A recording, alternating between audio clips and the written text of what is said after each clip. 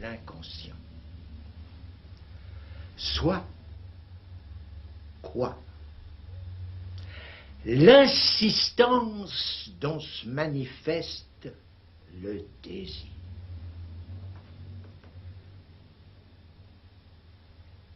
Ce qui veut dire la répétition de ce que s'y demande, de ce qui s'y demande.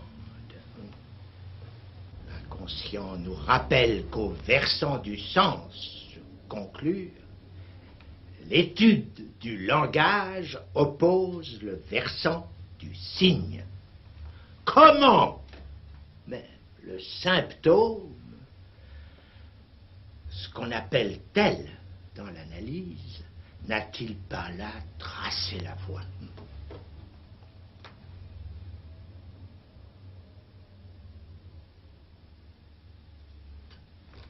Comment a-t-il fallu Freud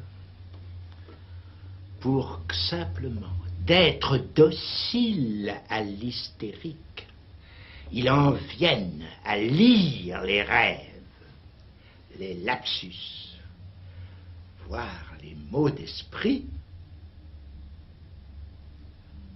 comme on déchiffre un message chiffré. Ce que vous venez de dire, lire les rêves, les lapsus et les mots d'esprit comme on déchiffre un message chiffré, c'est Freud qui dit ça ou Lacan? Allez. Allez au texte de Freud, réparti dans 3 livres, qui s'appellent La science des rêves, La psychopathologie de la vie quotidienne, et ce qu'on a traduit le mot d'esprit, le Witz. Vous y lirez.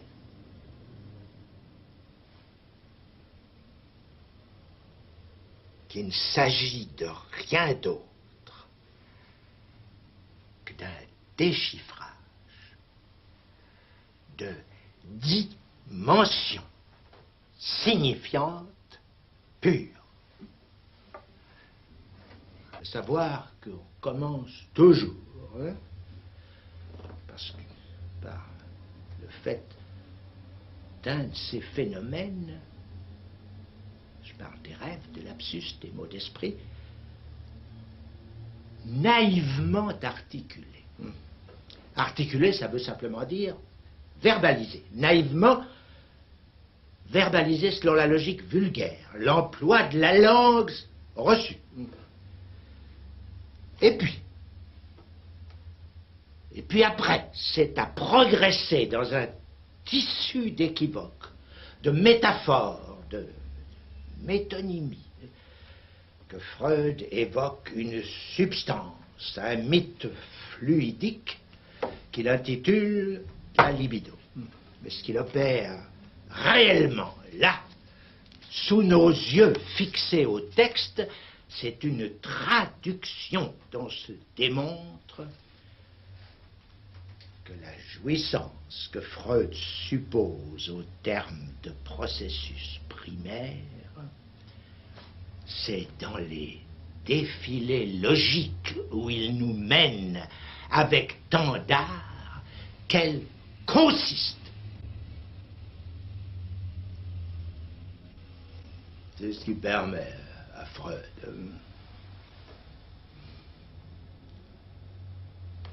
en partant de « je ne l'aime pas »,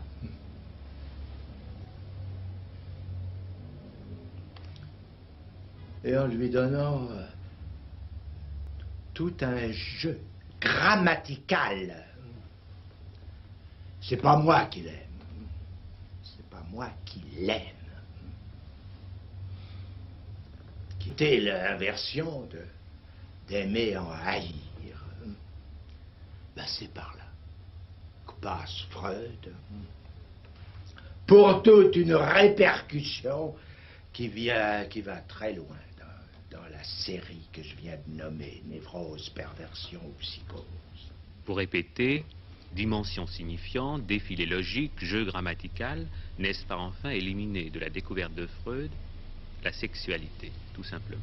Ce que Freud découvre dans l'inconscient, Je n'ai tout à l'heure pu qu'inviter à ce qu'on aille le voir dans ses écrits, si je dis juste. C'est bien autre chose que de s'apercevoir qu'en gros, on peut donner un sens sexuel à tout ce qu'on sait, parce que ça s'est fait depuis toujours. C'est même là-dessus que le mot connaître prête à la métaphore bien connue. Et c'est ce que Jung a cru que Freud annonçait. C'est une erreur. C'est le réel qui permet de dénouer effectivement ce dont le symptôme consiste, à savoir un nœud de signifiant. Noué et dénoué n'étant pas ici des métaphores, mais bien à prendre comme ces nœuds qui se construisent réellement à faire chaîne de la matière signifiante. Car ces chaînes n'ont pas de sens, mais du jouissance à écrire comme vous voulez, conformément à l'équivoque qui fait la loi du signifiant. Je pense avoir donné une autre portée que ce qui traîne de confusion courante au recours qualifié qu'est la psychanalyse. Voilà.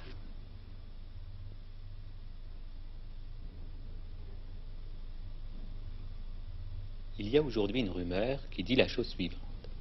Si on jouit si mal, c'est qu'il y a répression sur le sexe.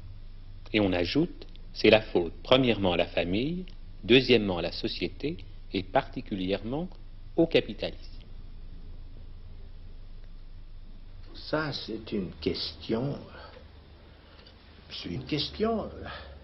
qui pourrait s'entendre de votre désir de savoir comment y répondre vous-même à l'occasion. Soit si elle vous était posée par une voix plutôt que par une personne. Une voix ne se concevoir que comme provenant de la télé. Une voix qui n'existe pas, ce ne rien dire. La voix pourtant au nom de quoi, moi, je fais exister cette réponse qui est interprétation.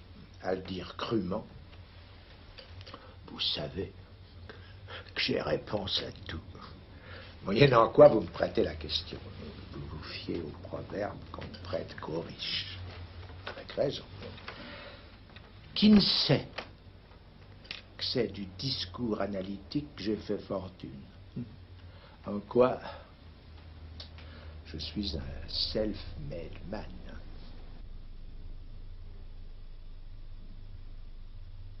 Écoutez, s'il y a refoulement, c'est qu'il y a répression. Bon, Freud n'a jamais dit ça. Il n'a jamais dit que le refoulement provenait de la répression. La censure, c'est pas du tout ça, c'est autre chose. Frustration, ce soit dû à papa qui brandisse à son moutard, qui se tripote un peu, n'est-ce pas?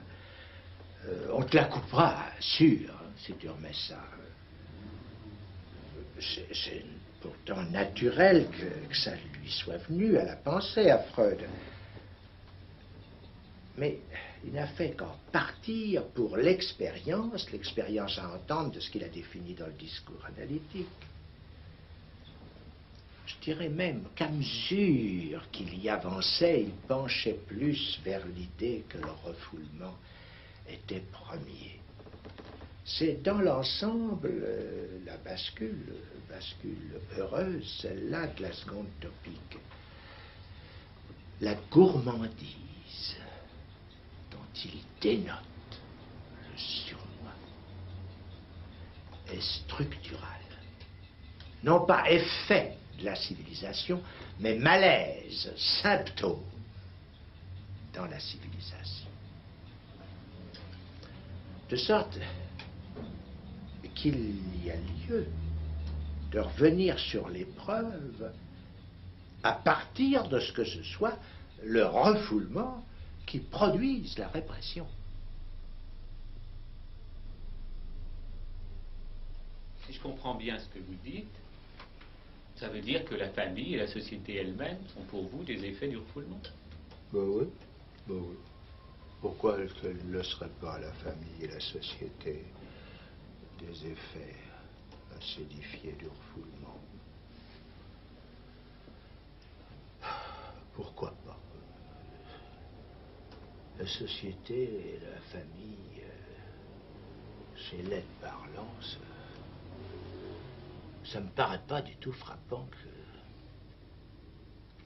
que ça ressemble aux autres sociétés d'autres animaux.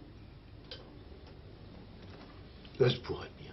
Ça se pourrait bien de ceci qui fait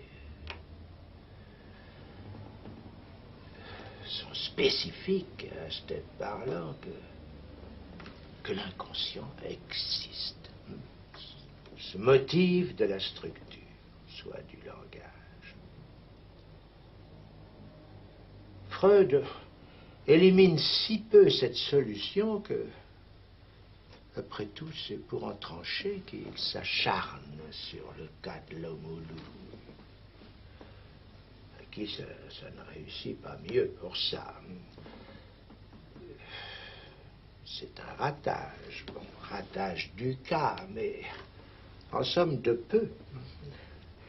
Auprès de sa réussite, celle d'établir le réel des faits. L'ennui, c'est que ce réel, ça ne s'établit pas d'un seul cas. Et même dans ce cas, ça reste énigmatique. Oui, évidemment, il faudra la poser, la question. Savoir si, après tout, cette énigme, c'est pas au discours analytique lui-même comme institution qu'il faut l'attribuer. Ça peut se concevoir. On peut aussi penser que ça peut avoir un résultat qui aille plus loin. Car si ça en reste là, bien sûr, point d'autre cours que le projet de la science pour venir à bout de la sexualité. J'ai dit projet parce que, enfin, la sexologie, c'est un fait que ça reste strictement à l'état de projet. C'est pas parce que Freud y insiste. Après tout, il s'en remettait là, ce qui se conçoit. C'était tout de même une confiance des plus gratuites, même pour lui. Ce qui en dit beaucoup sur son éthique. Écoutez, c'est vraiment pas gai tout ce que vous dites là. Il y a quand même un certain nombre qui essayent d'en sortir. Oui. Effervescence.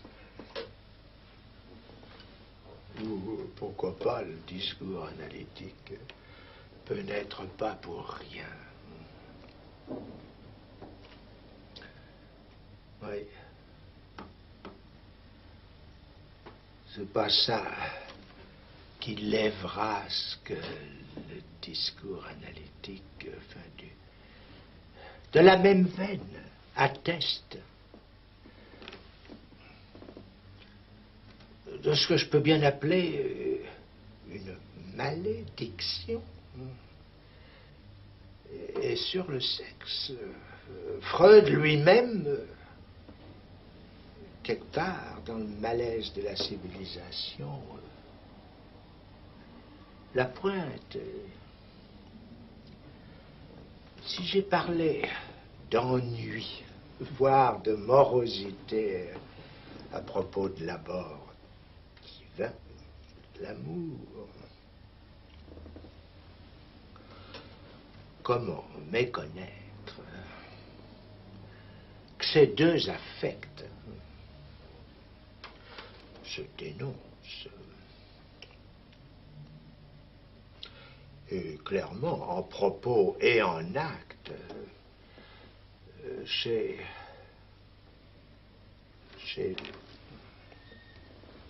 je trouve même que c'est fort hein,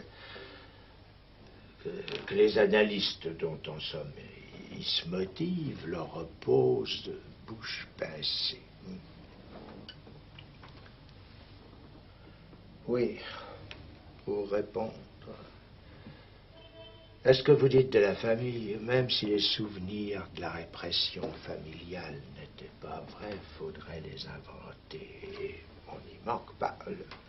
C'est même ça le mythe, la tentative de donner forme épique à ce qui s'opère de la structure. L'impasse sexuelle secrète les fictions qui rationalisent l'impossible qu'elle démontre. Je ne les dis pas imaginés,